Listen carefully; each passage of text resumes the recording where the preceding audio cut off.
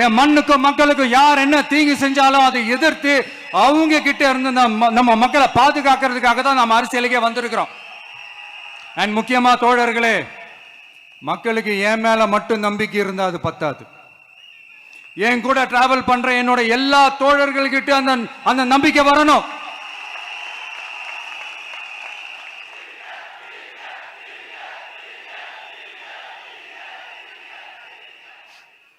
அந்த நம்பிக்கை இல்லைன்னு நான் சொல்ல வரல, இருக்குது.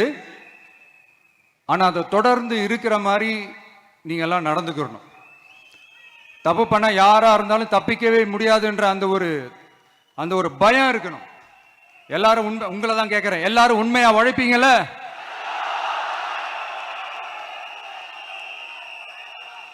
யாருக்காகவும் எதுக்காகவும் நம்மளோட அரசியல காம்ப்ரமைஸ் பண்ணிக்கவே கூடாது, செய்வீங்கல்ல?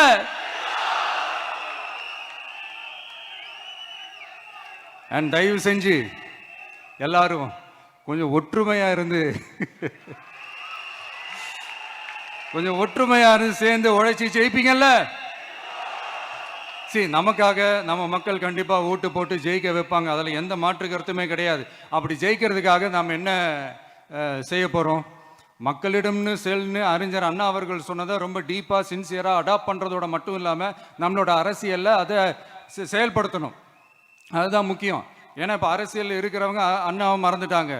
அண்ணா ஆரம்பிச்ச கட்சியும் அண்ணாவை மறந்து சுயநலமா மாதிரி பல வருஷம் ஆச்சு. அண்ணா பேர்ல இருக்கிற கட்சியும் அவரை மறந்து பல வருஷம் ஆச்சு. ஆனா நாம அவரை மறந்துடக்கூடாது.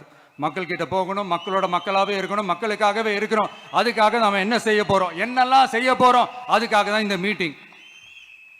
ஆரம்பிக்கலாமா?